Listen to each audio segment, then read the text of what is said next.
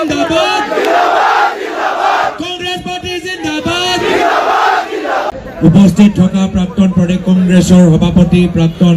কেন্দ্ৰীয় মন্ত্ৰী পৱন সিং ঘাটোৱাৰ ডাঙৰীয়া উপস্থিত থকা প্ৰদেশ কংগ্ৰেছৰ উপসভাপতি প্ৰাক্তন বিধায়ক ঘন বৰগোহাঁই ডাঙৰীয়া উপস্থিত থকা প্ৰদেশ কংগ্ৰেছৰ সাধাৰণ সম্পাদক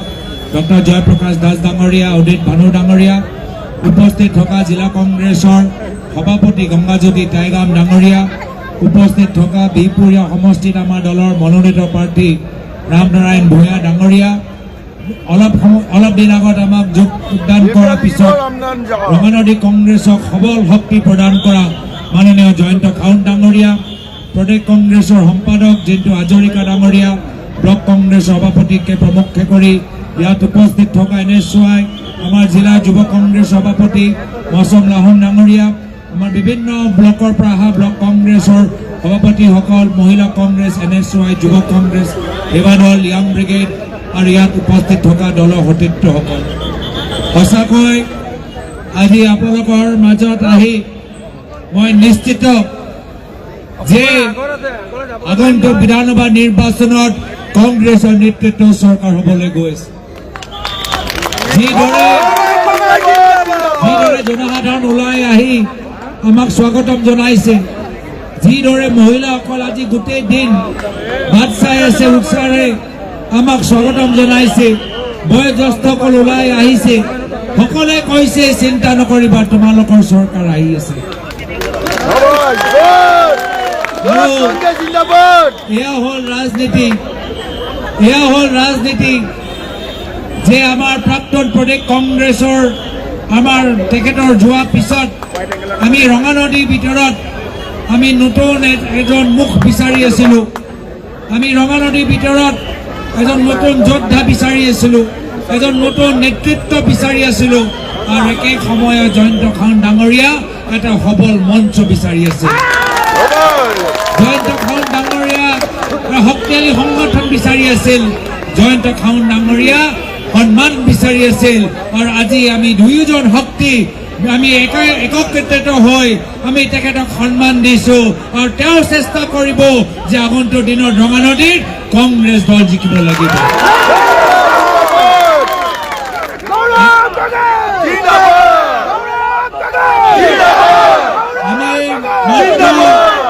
আমি মাত্ৰ ৰঙানদীৰ ভিতৰত নহয় আমি বিহপুৰীয়া সমষ্টিত আমি কংগ্ৰেছৰ জয় লাভ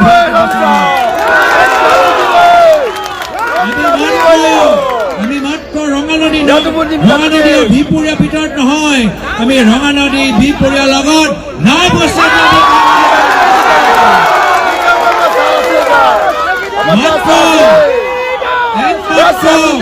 ৰঙানদী না বৈচা বিহপুৰীয়া হলে নহব আমি লখিমপুৰৰ ভিতৰত ৰঙানদী না বৈচা লখিমপুৰ বিহপুৰীয়াৰ লগত ভিতৰতো সেইকাৰণে মই অনুৰোধ কৰিছো সময় সীমিত হাতত মাত্ৰ 20-25 দিন এই সময়ৰ ভিতৰত আমি ৰাইজৰ মাজত লৈ যাব লাগিব আমাৰ কথাবোৰ লৈ যাব লাগিব মহিলাসকলে ক'ব যে আমাৰ বাবে কি আনিবা আমি মহিলাকক ক'ব লাগিব যে যিদৰে বিজেপি দলে বিভিন্ন শর্ত লগায় 1250 টাকা দিয়ে বিভিন্ন দায়িত্ব দিয়ে কাম দিয়ে আর সকলকে কয় যে ঘর কাম পাহরি বিজেপি সভালৈ গলেহে 1250 টাকা পাবা কংগ্রেস সরকার আহিলে কোনো শর্ত নাথাকিব যিসকল যোগ্য 1250 টাকাই হোক বা সরকারি আঁচনি হোক ঘৰৰ ভিতৰতে তেওঁলোকে নিজৰ একাউণ্টৰ ভিতৰত পইচা পাব কোনো দলৰ যাব নালাগে প্ৰমাণ দিব নালাগে কোনো দলৰ কাম কৰিব নালাগে অসমৰ যোগ্য মহিলাসকলক আমি সন্মান কৰোঁ তেওঁলোকৰ বহুমূল্য সময় আমি সন্মান কৰোঁ আৰু সেই কাৰণে যতে আছে কোনো প্ৰমাণ নদিয়াকৈ তেওঁলোকে আমাৰ চৰকাৰী আঁচনিৰ সুবিধা লাগিব মহিলাসকলে সুধিছে যে ঠিক আছে মই মোৰ নিজৰ একাউণ্টৰ ভিতৰত আমাৰ মহিলাসকলে সুধিছে যে আমি কোনো শৰ্ত নাথাকাকৈ নিজৰ একাউণ্টৰ ভিতৰত আমি পইচা পাম, কিন্তু গাঁৱৰ অৱস্থা কি হ'ব? এই হিমন্ত বিশ্ব শৰ্মা ডাঙৰীয়া অসমৰ মুখ্যমন্ত্ৰী হৈ যোৱাৰ পিছত চুকে কোণে গাঁৱৰ ভিতৰত মদৰ দোকান খুলি আজি আমাৰ নৱ প্ৰজন্মৰ ভৱিষ্যত ধ্বংস কৰিছে। আমি সেই মহিলাসকলক ক'বলৈ বিচাৰো যেতিয়া কংগ্ৰেছৰ নেতৃত্বৰ চৰকাৰ আহিব, হিমন্ত বিশ্ব শৰ্মা ডাঙৰীয়া খুলি দিয়া সেই মদৰ দোকান আমি বন্ধ কৰিম আৰু শিক্ষা আৰু স্থানীয় আমি সংস্থাপনৰ ওপৰত জোৰ দিম। যুৱকসকলে আমাক সুধিছে যে গোটেইবোৰ কাম মাত্ৰ মহিলাসকলৰ বাবে কৰিব নেকি, আমাৰ বাবে একো কাম নকৰে। সেই যুৱকসকলক আমি ক'বলৈ বিচাৰো যে তোমালোকৰ অৱস্থা আমি ভালদৰে জানো। তোমালোকে নিজৰ পিতৃৰ পইচা লৈ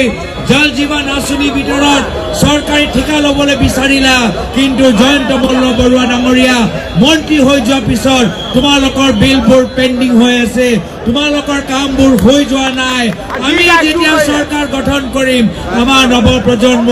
থলুৱা ঠিকাদাৰৰ সমস্যা আমি প্ৰাথমিকতা দিম। হিমন্ত বিশ্ব শৰ্মা ডাঙৰীয়া মাত্ৰ দিছপুৰত থকা ৩-৪জন ডাঙৰ ঠিকাদাৰক চিনি পায়। আমি সেই ৩-৪জন ডাঙৰ ঠিকাদাৰৰ বাবে চৰকাৰ গঠন কৰিবলৈ বিচৰা নাই। গাঁৱৰ ভিতৰত আমাৰ স্থানীয় থলুৱা ঠিকাদাৰসকলক আমি উপাৰ্জনমূলক কাম আমি দিবলৈ চেষ্টা কৰিছোঁ। আজি বিভিন্ন ঠাইত আমি দেখা পাইছোঁ যে মহিলাসকল আজি তেওঁলোকৰ ওপৰত অপৰাধ হ'লে আজি আৰক্ষীৰ ওচৰত যায়, কিন্তু আৰক্ষীসকলে তেওঁলোকৰ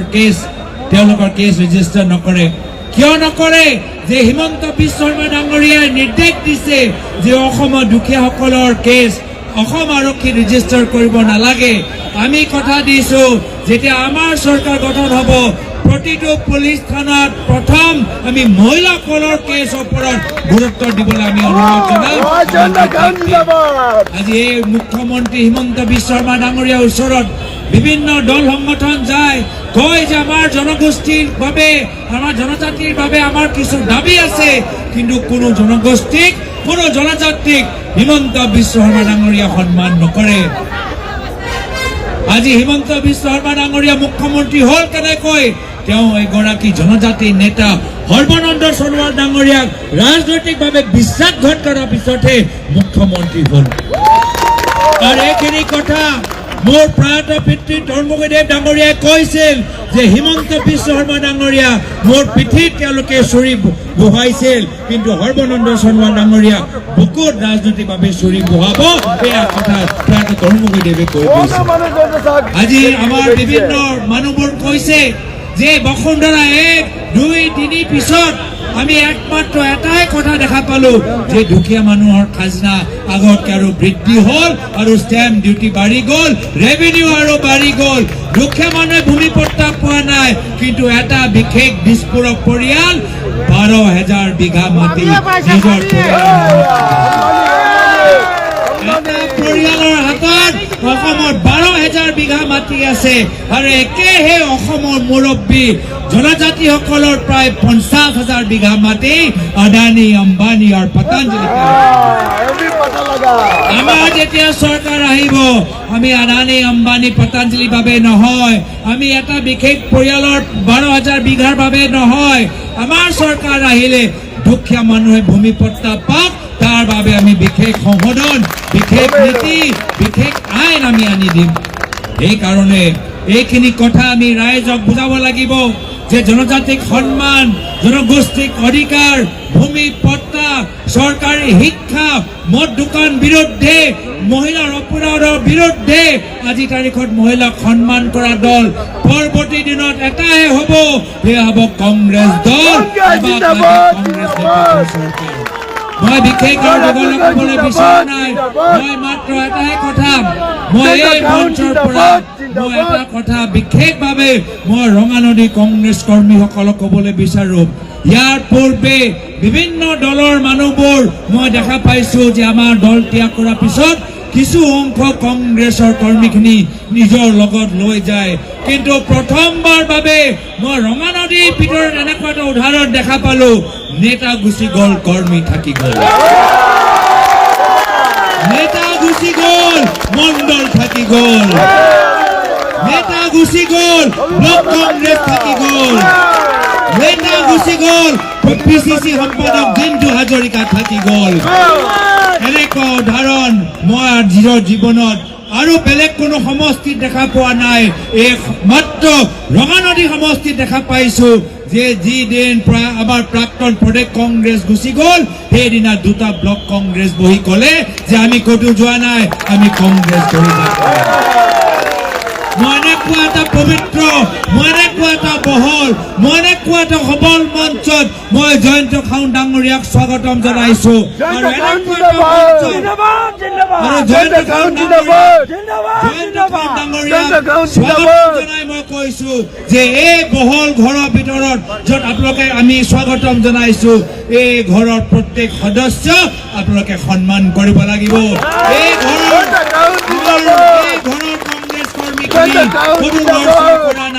আপোনালোকে আমাৰ ৰঙানদী ঘৰত আহিছে স্বাগতম জনাইছো আপোনালোকৰ অহাৰ পিছত আমাৰ ঘৰখন আৰু ৰঙীন হৈ যাব আৰু সবল হ'ব কিন্তু ঘৰৰ ভিতৰত সকলোকে সন্মান কৰাটো আপোনালোকৰ দায়িত্ব আপোনালোকৰ কৰ্তব্য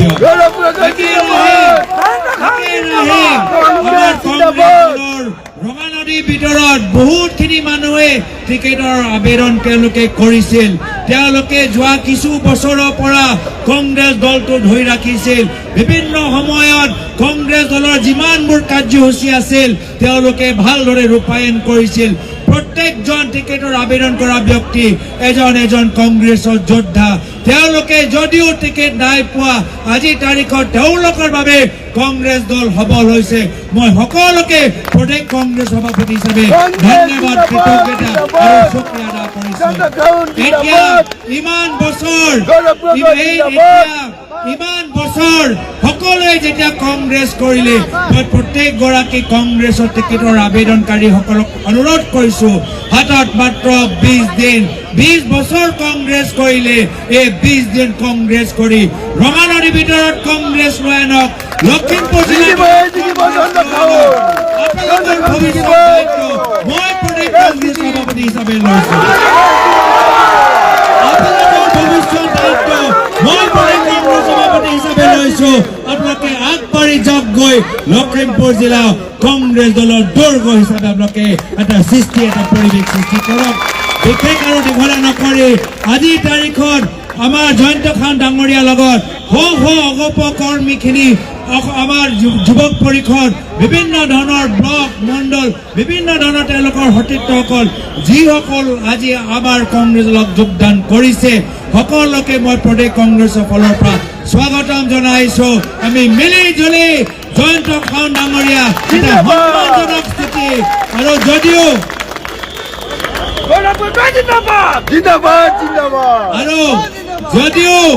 আনুষ্ঠানিকভাৱে বৈঠক হোৱা নাই এই মঞ্চৰ পৰা মই কেন্দ্ৰৰ নেতৃত্বক আহ্বান জনাইছো ৰঙানদীৰ ভিতৰত আমাক লাগে জয়ন্ত খাউণ্ড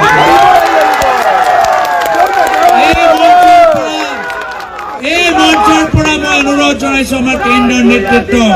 আমাক লাগে আমাৰ ৰঙানদীৰ ভিতৰত জয়ন্ত খাউণ্ড ডাঙৰীয়া আৰু ইতিমধ্যে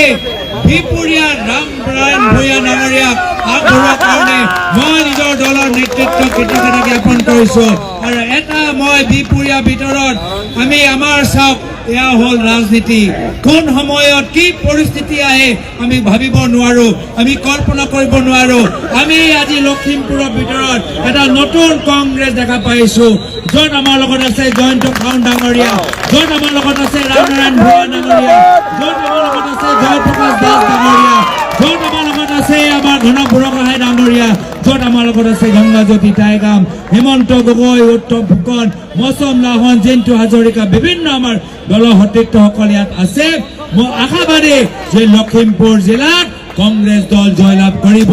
এইখিনিয়ে কথা কৈ পৱন সিং ঘাটোৱা ডাঙৰীয়া আজি ডিব্ৰুগড়ৰ পৰা আহি আমাক যে মনোবল আমাক যে পৰামৰ্শ আমাক প্ৰদান দিছে মই তাৰ বাবে বিশেষভাৱে তেওঁলোকক ধন্যবাদ জ্ঞাপন কৰি সকলোকে মোৰ ফালৰ পৰা মৰম যাচি সকলৰ ঘৰৰ মংগলৰ কামনা কৰি এই পবিত্ৰ ৰমজান মাহত সকলৰ ঘৰৰ ভিতৰত শান্তি উন্নতি কামনা কৰি নিজৰ চমু দুআষাৰ সামৰিছো ধন্যবাদ জয় হিন্দ জয় অসম জয় সংবিধান বন্দে মাতৰম কংগ্ৰেছ পাৰ্টি जिंदाबाद कांग्रेस पार्टी जिंदाबाद मल्लिकार्जुन खड़गे जिंदाबाद मल्लिकार्जुन खड़गे जिंदाबाद राहुल गांधी जिंदाबाद सोनिया गांधी जिंदाबाद प्रियंका गांधी जिंदाबाद